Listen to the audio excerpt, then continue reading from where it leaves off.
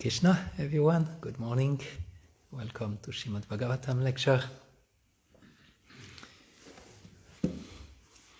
O Srimad Bhagavatam, O my only friend and companion and my teacher, O my great wealth and deliverer, O my good fortune and bliss, I offer obeisances unto you.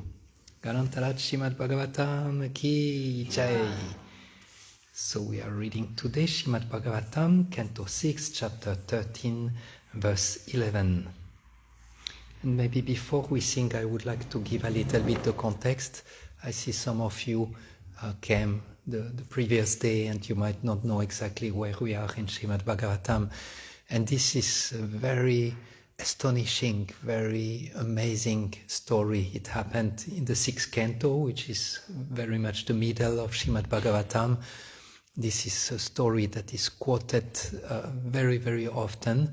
This is the story of Brittasura. And there is, the story starts actually from Indra long ago, who was very, how you say, infatuated by all his wealth, all his servants, and Brihaspati came, his spiritual master, and he forgot, or he did not even thought to give obeisances to his spiritual master. So Brihaspati just left and disappeared. And then Indra understood, oh no, I did a mistake here, I need to do something about that. He looked for Brihaspati, but Brihaspati was gone. So after that, all the demigods started to lose power. And the demons were winning and they were getting weaker and weaker. So they understood, okay, we have to do something. So Brihaspati, their priest, was not there anymore. So they found another priest. His name was Vishvarup. And they asked him to do yagya, to counteract, so that they will get strength again. And Vishvarup was a special person because he had 3 heads. And he had one, the father was from the Devatas and the mother was from the demon side. So he was like a mixture. So he had 3 heads. One was drinking liquor, one was drinking somaras, nectar, and the other one was eating. So this special priest was there, Vishvarup, and he was doing the yagya, and the demigods were there. And then they understood, because Vishvarup had the mother from the side of the demon, when he was doing his yagya, he was also offering part of the benefit of the yagya to the demons. And when Indra saw that, he actually got very, very furious and just cut off the 3 heads of Vishvarup, and no priest anymore. And then he actually got quite some reaction for that. For 1 year, he was really struggling from the sinful activity of having killed the Brahmana. Then he gave part of the sinful reaction to Mother Earth, to the ladies, to the water, and other one I don't remember right now. Anyway, then he got another priest to do the yagya, and this other priest made also a mistake in his yagya, and instead of being beneficial for the demigods, Brittasura, a big demon, came out of this yagya. There is a side story that I found actually very, very interesting, is that when Brittasura came, he was extremely powerful, and all the demigods understood, okay, we have no chance, we have to go to Vishnu and ask for help. Here is beyond our I mean, they were trying to fight with him. Brittasura was just following all their weapons. So they had no weapons. They went to Vishnu, they asked for help, and Vishnu said, okay, you have only one chance if you want to kill Brittasura. You need a special weapon, and you need to go to Dadichi, a great saint, and ask for his bones. And with his bones you can make a weapon that will kill Brittasura. Now there is amazing side story that they are in the 2 demigods, they are called the Ashwini Kumar. They are like two brothers, and they are like the doctors of the demigod. And Indra never liked them. he always like pushed them aside. They were always put it aside. They were always getting bad treatment from Indra. And what happened is the Ashwini Kumar, they wanted to progress spiritually. So they went to Dadichi Muni, this one who was supposed to give his bones to Indra later on. And they went to Dadichi Muni and said, please instruct us in devotional service. Now when Indra understood that, he said, oh no way, I don't want them to get spiritual knowledge. So he went to Dadichi and he said, if you teach the Ashwini Kumars, I will just cut your head. You are just finished. So the next day the Ashwini Kumars came and said, okay, Guru Maharaj, Dadichi Muni, we are ready to learn from you the science of devotional service. And Dadichi said, well, I'm a little bit in trouble. If I teach you, Indra will come and cut my head. So the Ashwini Kumars were doctors, special doctors, demigod doctors. They said, don't worry, we have a plan. We will exchange your head with the head of a horse. And then with the head of a horse, you will teach us the knowledge. And when Indra will come and will cut your head, we'll replace your real head. Instead. So it will be all right. And because they were good doctors, the demigod doctors, they could transfer the head without any cut, without any blood, without any. You will not even see the line where the head was changed. Everything happened like this. Indra came, cut the horse head, the head was replaced. Now at that time, Indra is coming to Vishnu, is speaking to Vishnu, and Vishnu say, you go to Dadichi and ask for his bones, meaning you ask for his life. And Indra said, oh my God, I was cutting his head before. I have not a good relationship with him. Will he give me his bones now? So Indra told Vishnu, I'm not sure it will work out that I go to Dadichi Muni to ask for his bones. And Lord Vishnu say, okay, if you don't feel comfortable yourself, if you don't have a good relationship with Dadichi Muni, no problem. Ask the Ashwini Kumars. They are a disciple of Dadichi. Plead to them that they will ask for the bones. And now Indra was thinking, my God, my whole life I was pushing them away, and now I have to go and plead to them. So that for me, this story was very amazing, how actually we should be careful to not be in the role of Indra and also putting people away that maybe we don't like or something like this. But one day the Lord will make arrangement that we will have to go and beg from them.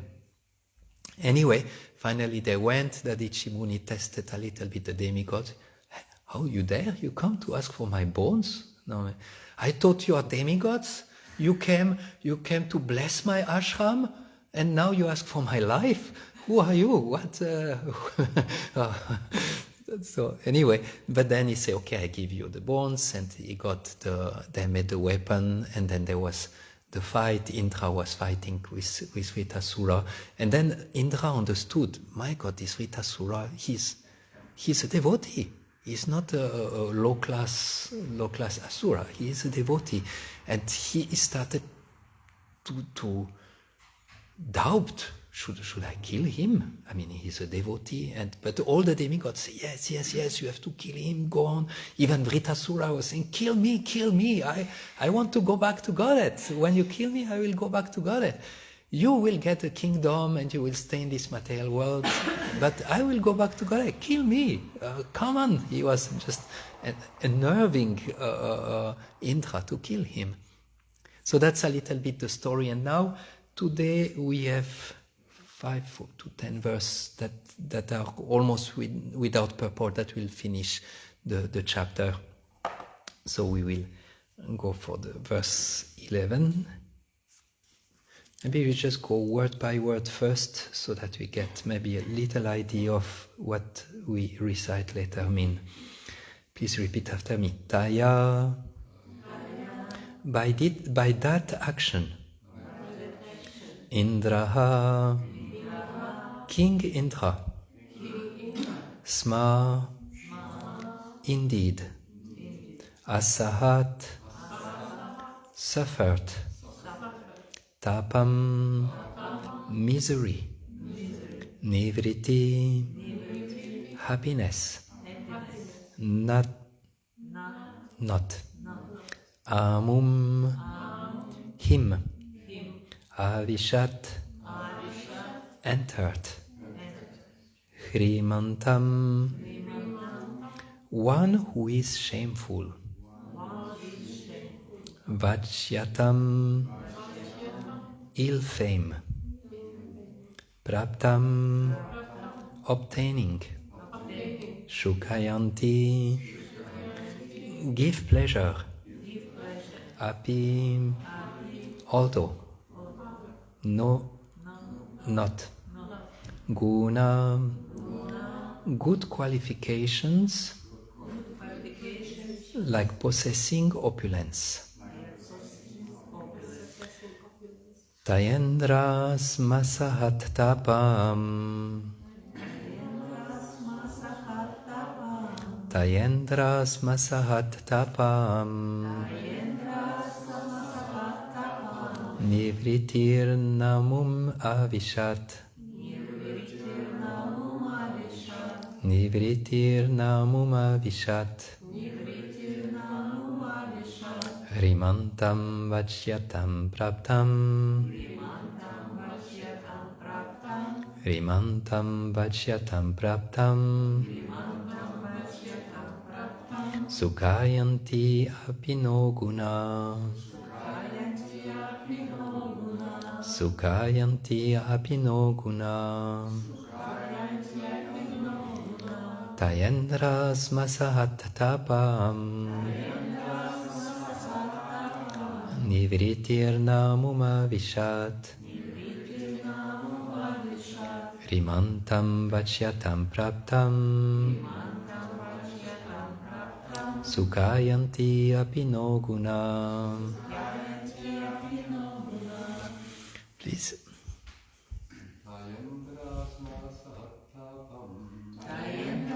Smasahatapam. Nivritir namuma vishat. Hrimantam vajyatam praptam. Sukhayanti apino guna.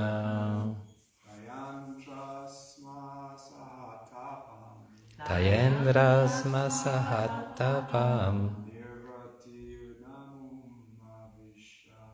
Nivritir namuma vishat. Hidantam vajyatam praptam. Sukhayanti apino guna. Thank you. One Mataji, please. Tayendras masahat tapam. Tayendras masahat tapam. Nivritir namum avishat. Nivritir namuma vishat. Hrimantam vajyatam praptam. Hrimantam vajyatam praptam.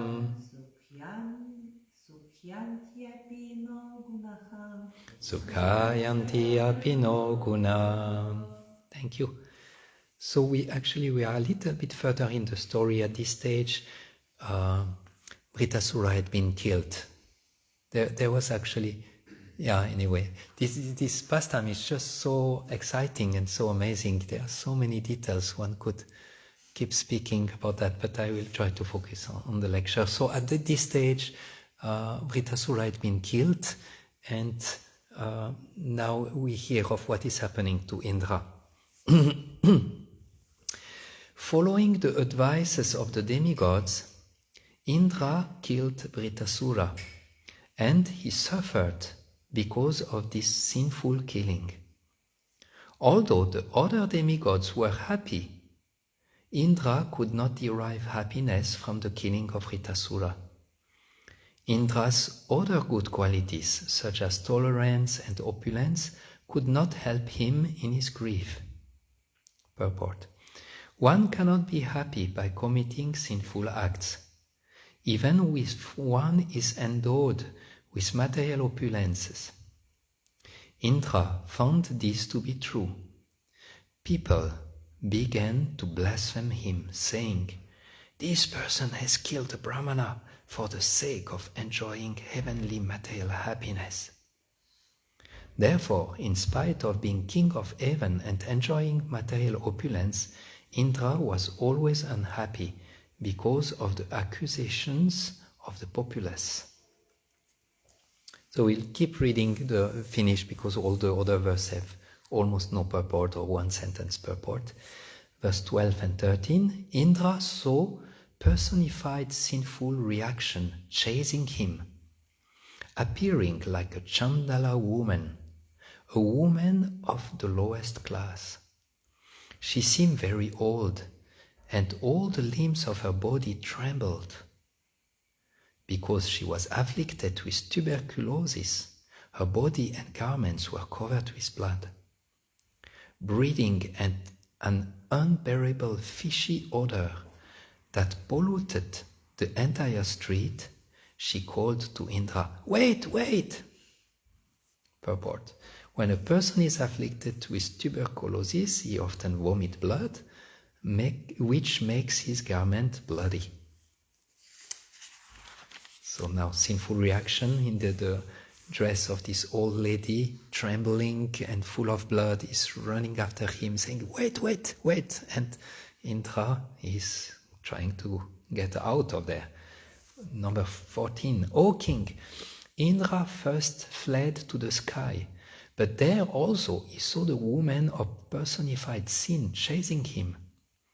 This witch followed him wherever he went. At last he very quickly went to the northeast and entered the Manasa Sarovar lake. Verse 15. Always thinking of how he could be relieved from the sinful reaction for killing a Brahmana, King Indra, invisible to everyone, lived in the lake for 1,000 years in the subtle fibers of the stem of a lotus. The fire god used to bring him his share of all yagyas, but because the fire god was afraid to enter the water, Indra was practically starving. That's also amazing. Huh? He's finding shelter in the Manasarovar lake. He entered the stem of a lotus, and the fire god, why not, the water god could come and help him. No, the fire god want to help him, but because he don't like water or is afraid of water, he can give just little share of the yagya, so Indra is quite starving into the water. Verse 16. As long as King Indra lived in the water, wrapped into the stem of the lotus, Nahusha was equipped with the ability to rule the heavenly kingdom due to his knowledge, austerity, and mystic power. Nahusha, however, blinded and maddened by power and opulence, made indesirable proposal to Indra's wife with a desire to enjoy her. Thus Nahusha was cursed by a Brahmana and later became a snake.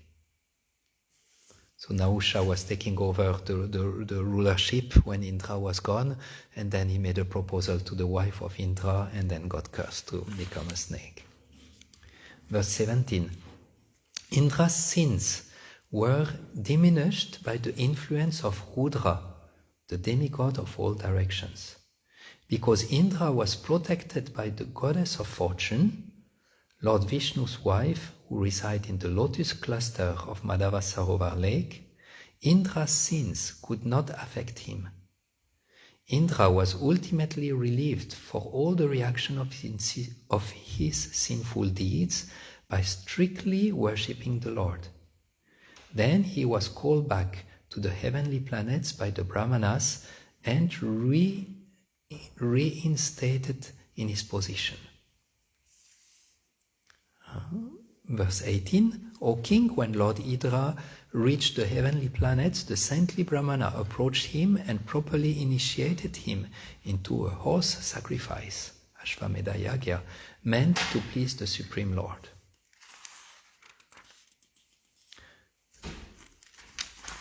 Yeah, two more verse or three.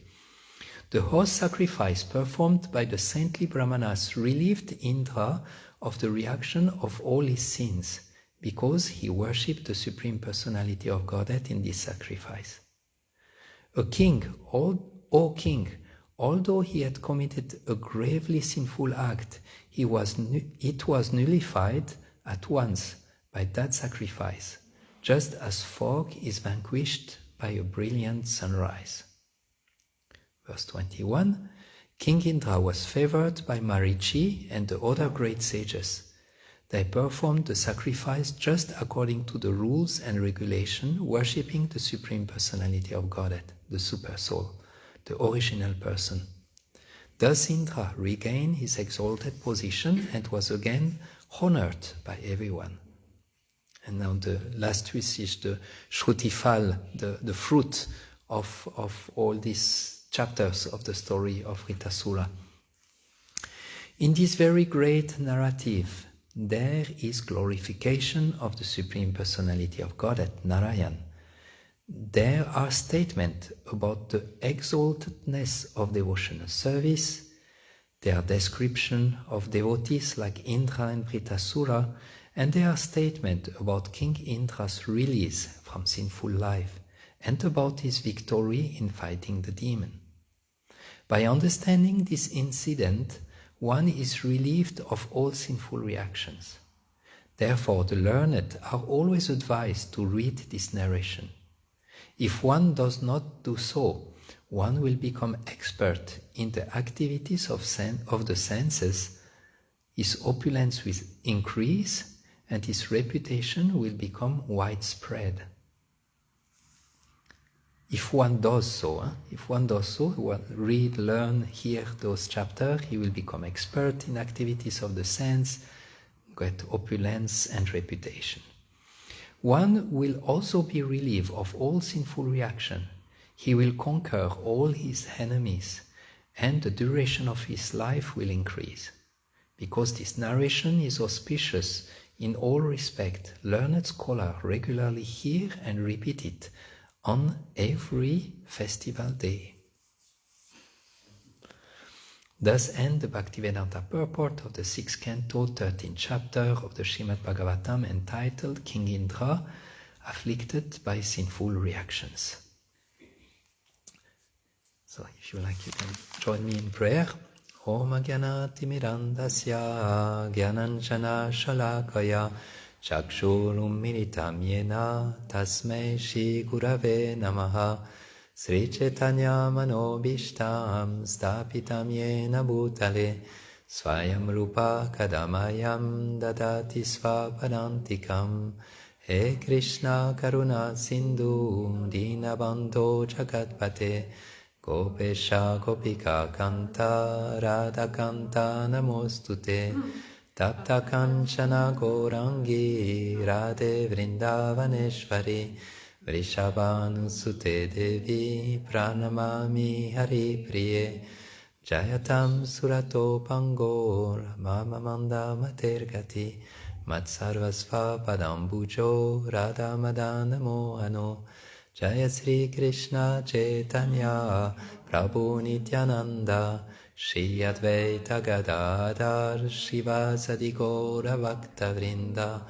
Hare Krishna Krishna Krishna Hare Hare Hare Rama Rama Rama Hare Hare. I was born in the darkness of ignorance, but my spiritual master with the torchlight of knowledge has opened my eyes. Therefore I offer him my respectful obeisances.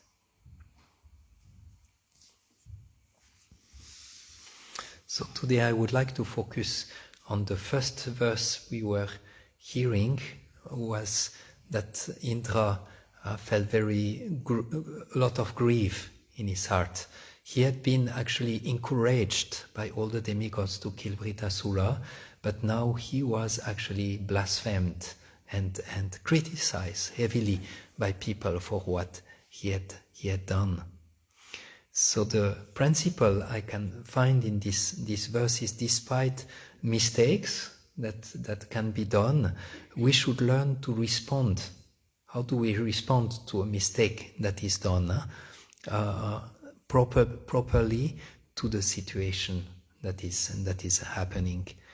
And we will see how we are bound to commit mistakes, what is the biggest challenge for the false ego when we create mistakes, and how to respond to those mistakes that we are doing.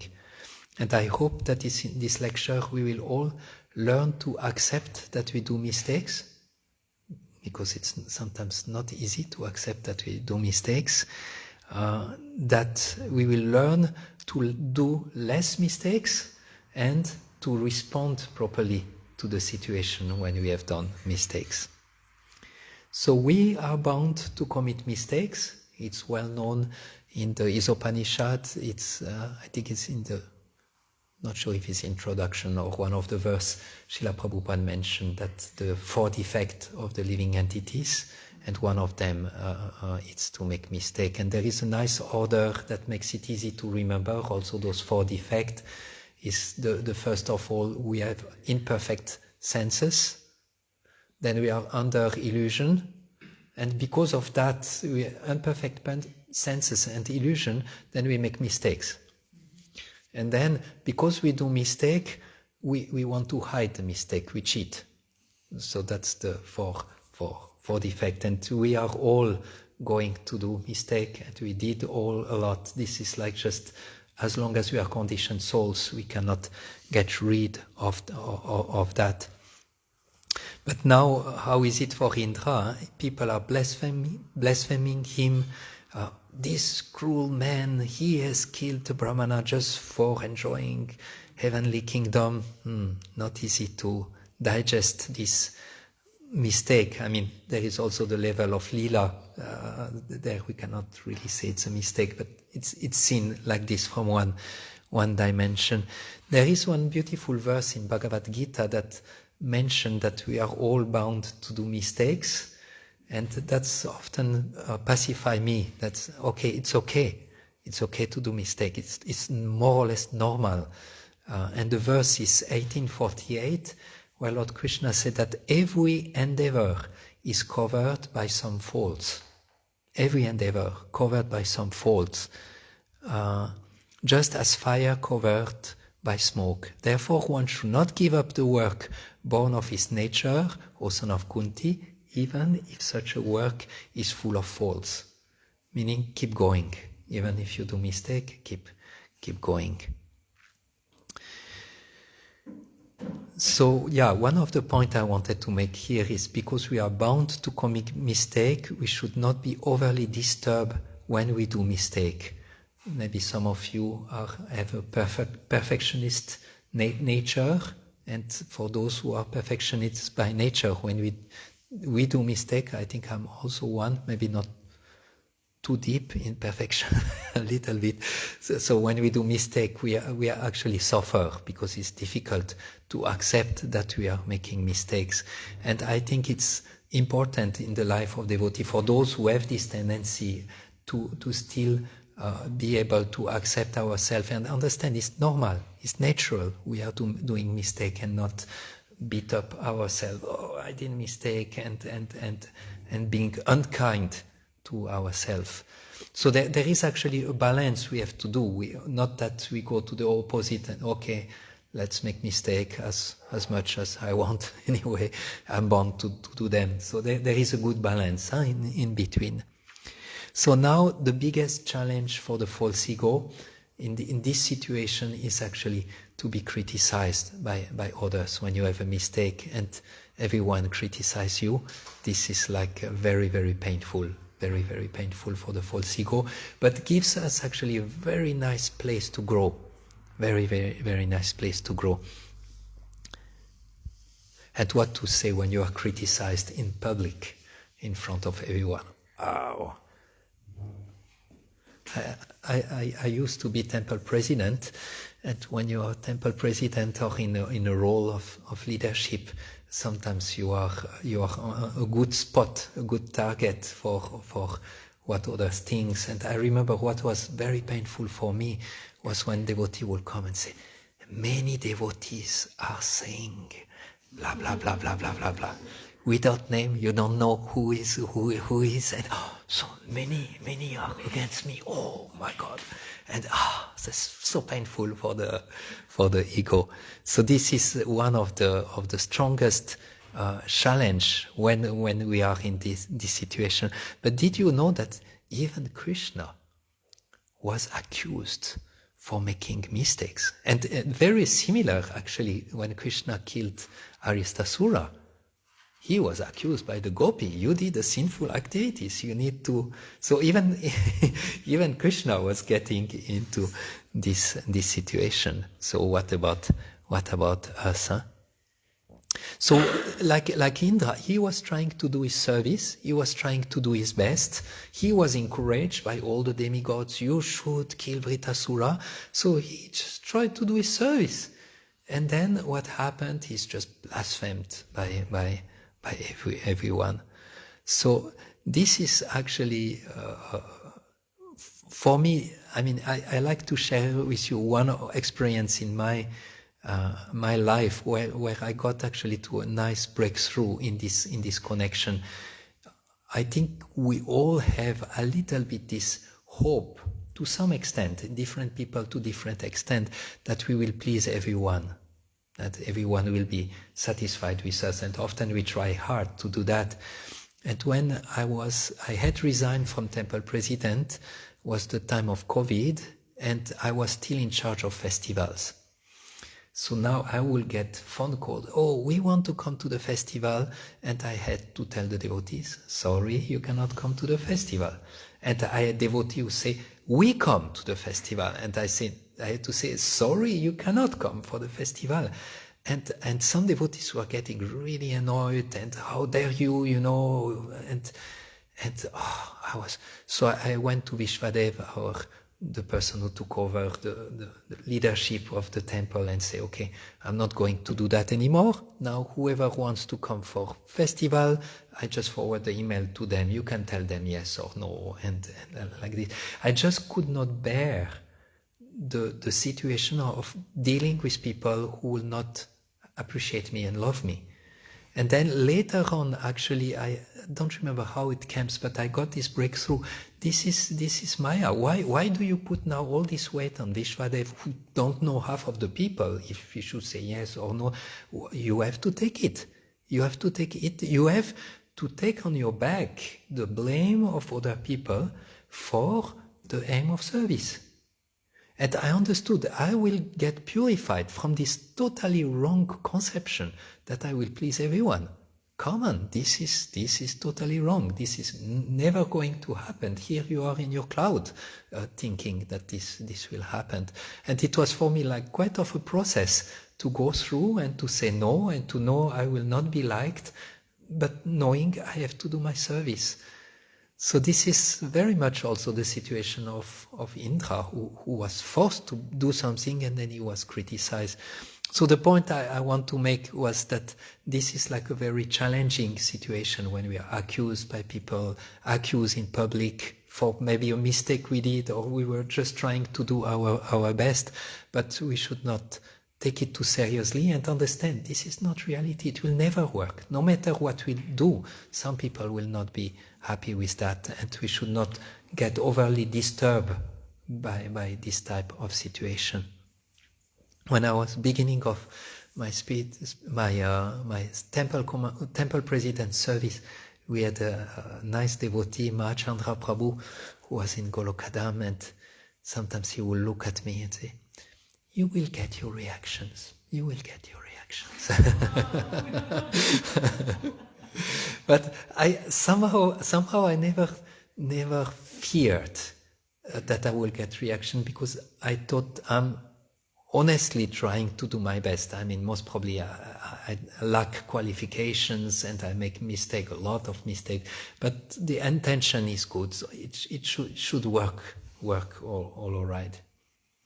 So now the last part, how do we react on those mistakes, on the reaction of those mistakes? How do we deal with that? And there is actually where our free will come. There we have some space that we can decide how we will react on those reactions that are coming to us. And there are a few things. One, how we will avoid to make further mistakes, and how we purify the mistakes that were already done. So in avoiding the future mistake, I have two thoughts. One is the mood in which we are, and the other is the qualification. So the mood is the most important, is service attitude. If we are in a service attitude, we are actually in a humble position. And when we are in a humble position, it's very difficult to offend someone. We are actually protected. And that's a quote that I like very much. I often repeat it every few lectures. I'm repeating it from His Holiness Sachinandana Swami, where he says, service is our life. When we serve, we are protected. When we serve, we are inspired and guided. But when we stop serving, we often become like the branch of a tree that is cut off from the tree. Please continue your service attitude. It is important for your life. And that's also when we are in this service attitude, we want to be guided. We want to be instruments. We are actually connected, and there is so much less chance that we will do mistakes, because we are working on a higher power. So that's the mood. But the mood is not always enough. Like there is a saying that the pathway to hell is paved by good intention. Meaning we can have all the good intention of the world, but we also need qualifications. I often mention when I started my service as temple president, Bhakti Bhushana Swami asked me, did you get training for your service? I said, no. So I highly recommend you to take training. But inside I was thinking, come on Maharaj, I had served Sachinandana Swami 9 years. I got training. I know. I'm empowered. I'm good. I'm good sadhana. And then I noticed after a few years, I just really did mistakes that even costed hard on devotees' life. Devotee who left disappointed and things like this. So it's not enough to have a good mood. I mean, I had all the good mood and good intention. But as long as we are not a pure devotee, fully connected, we need also to get qualified into how to interact. And here, in avoiding mistakes, and especially aparad with Vaishnava, we need actually to be very, very clear about etiquette, how we should actually deal with others. Often we feel, yeah, etiquette, this was for Bhakta course, and not much need now, I'm over that. But this is like a very, very crucial point that we need to keep in mind. And this is actually the way we are able to practice this etiquette shows actually where we are in our spiritual life. As more as we progress, as more actually we will be able to act in a proper way with all people that are around us. That's a sign of advancement, actually, the way we will be able to follow this Vaishnava etiquette. And we speak often on this point yesterday. Jai Sachinandana Prabhu was also mentioning how in the Vedic culture one is very sensible in how he will explain or deal with topics that are maybe not so easy to deal with, so on and so forth. So avoiding to make further mistake, proper mood and some skills. We need both. And then we have of devotional service. We hear there Indra, how he did. First he ran away from this sinful personification, these old ladies. Then he took shelter where? In the Manasa Sarovar lake, which is like holy dam. Because it said also he was protected by Lakshmi. His sinful reaction could not touch him because of the presence of Mother Lakshmi. And then what he did, Yagya, he worshipped the Supreme Lord. There is 2 times the mention. One time he just worshipped the Supreme Lord and that got purified from his sinful activities. And then he got the Ashvamedha Yagya where he worshipped and where. So 2 times Shukadev is explaining that he got free from his sinful activities because of worship of the Lord. So devotional service, this is like the best way to deal with all what is happening, to all the reaction of mistakes, all what we have done, what is coming to us. The best way is actually to purify them with devotional service. And we have this famous verse, Tatenu Kampam Susumikshamano, that no matter what is coming to us, our karma, it's all reaction of our mistakes or previous deed. So no problem, we tolerate them, we accept them, we welcome them, but we keep serving the Lord. The service of the Lord remain the main things. And in plus, devotional service is going to cut down to the root the tendency of doing more sinful activities.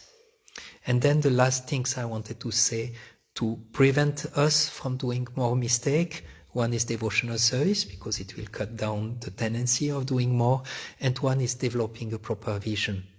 And there it's actually very nice. The reaction when we have those situations, those reactions coming to us, how do we react? What is the vision that we have with those reactions that are coming to us?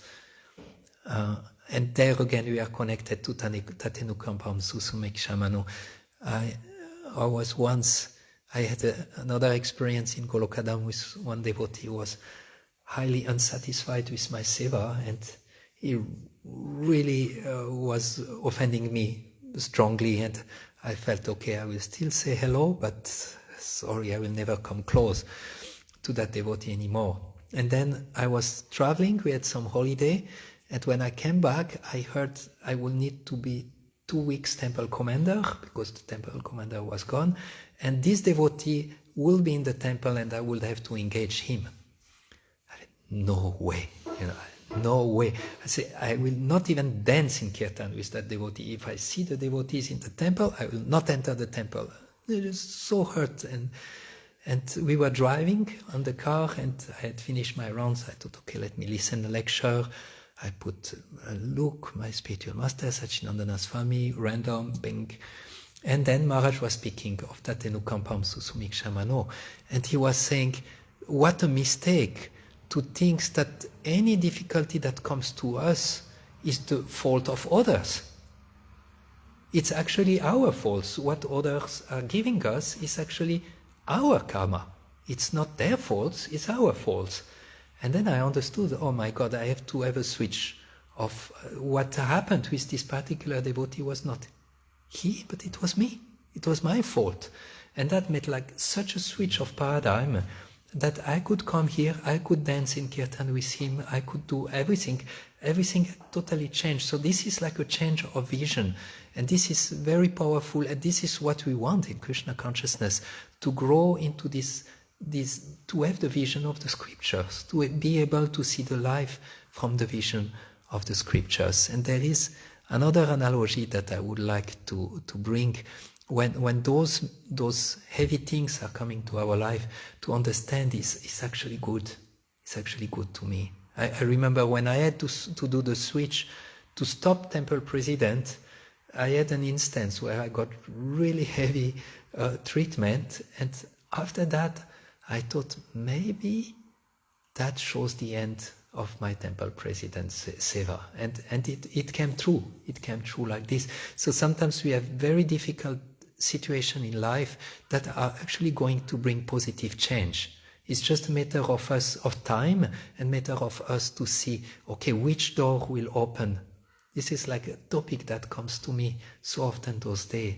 Don't try to break down a closed door, but look where the doors are open, and go where the doors are open. And yeah, so this is actually often in those situations to learn to see, okay, what is the positive things inside. And I like to end with one analogy that Amarendra Prabhu is speaking. And he said the whole material world is like an art martial school. And he said, when you are in the art martial school, your teacher will punch you. And you have to learn to defend yourself. But it's not that your teacher doesn't like you. He likes you, but he wants you to get stronger. He wants you to learn. So he was saying, in this world, everything that is happening, you are in the art martial school. You just take punch here, punch there, you get blasphemed here, blasphemed there, you get reaction here. But it's all actually for us to learn, to grow. I like this analogy. He has few, I will not tell much, but one more. Give the analogy of a construction site. And they are the Gerüst in German, how you call that in English, scaffolding, something like that, scaffold around the house. And you have the architect or the one who overview all the work, and he's up in the scaffold and he need to call one of the worker down. So he tried to call, but because there is a lot of noise and like this he cannot reach. So he take a small stone, pebble, and the worker is down, he has his helmet, thank God, and bang, get the stone, and then look up, oh yeah, okay, I'm coming. So that's I also found a very nice analogy that in our life, when we are absent-minded, when we are actually not giving our attention to Krishna, then Krishna is sending us some people just to wake us up, because Krishna actually wants our attention. So again, all those reactions, we often say it's Krishna karma. We have some karma, but Krishna is sending us in a way that will help us to grow. So to never get disappointed in whatever happened. We are just getting a people. Krishna said, hey, I need your attention. I want your attention. Please check out what you are doing, what you are thinking, and like this. So that's what I was trying to prepare today. We had this very special situation of Indra feeling sad and in plus being blasphemed. He was trying to do his service, he was trying his best, but still he get reaction from his mistake. And we were exploring that no matter how good we try, we will always be bound to do mistake. We should not get discouraged, but keep going, not get punishing ourselves because we did a mistake, not be harsh with ourselves because we do mistakes. We explore the ultimate challenge for the false ego of being blasphemed and criticized by others, and how it's actually all right to be blasphemed and to get out of this total illusion that everyone will love me, everyone will appreciate me. It's not going to work. And the last point was how do we avoid to make more mistakes by proper mood and having some skills, and especially also skills in dealing with devotee, in interaction with devotees, and how to deal with what is happening now by devotional service and developing proper vision of what is actually happening. So that's what I prepare for today. I don't know if you have any questions, any comments.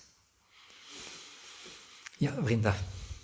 In a situation where we make a mistake or we're criticized, there may be a practical reason that we can work on. But could you perhaps share advice of how one can reflect on the subtle lessons that Krishna wants to teach us? Mm-hmm.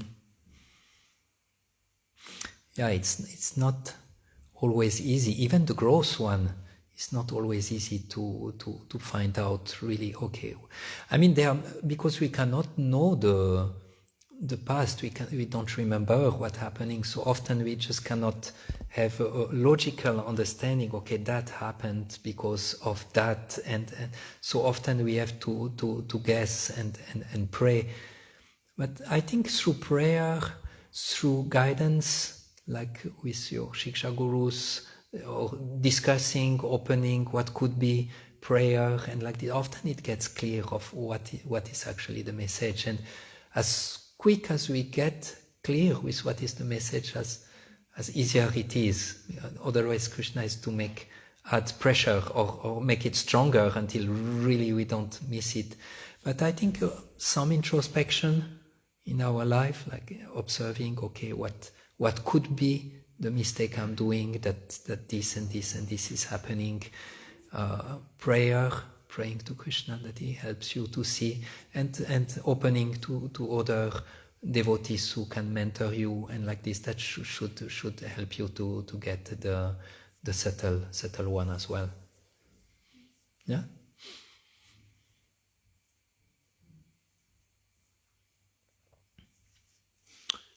Okay. Yeah, Julia. Thank you so much. This is a very, very important topic.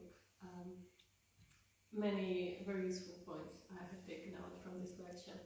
And in addition to that, I want to comment that my one discovery was that it is actually my mistakes which bring me to the point where I'm now.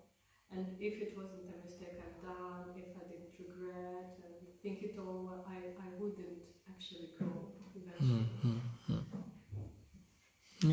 Yeah, that's the proper vision. That's the vision we should take. It's not always easy. Also say that there is, like in Ayurveda they explain, there is a sadhana agni. It's like a fire that helps us to digest the experience in life. And some have stronger, some have lower. And you can see some people have much more difficulty to digest situation of life or pains in life. And some they have more of this sadhana agni and they can go more easily over it and understand more easily. But yeah, this is what we want to learn, to be able to see all those situations as a way to progress. And How to make it stronger? in Ayurveda they say there are few, regularity in your life, more or less sattva gun, more or less to raise yourself in sattva gun. Regular walks. Actually, when you go on a walk, often it helps you to process things. Writings, when you have issues that are painful or like this to write, you help the things to process. Opening with other people, speaking with other people, and some Ayurvedic Pitta, Kapha, Vata things. But regulation, mode of goodness are usually helping that to grow. This is helpful. I think Bhuta Bhavana Prabhu was even giving like a full lecture on this sadhana agni, and yeah, he was the person who was speaking about that the first time I heard about that. Thank you. Okay, so soon we have an amazing festival happening. Let's try to do as less mistake as possible, being as kind as possible with all the Vaishnavas, and be relaxed when we do mistake, and laugh at our mistakes and keep going, keep trying our best. Kanantarat Srimad Bhagavatam ki jai, Srila Prabhupada ki jai.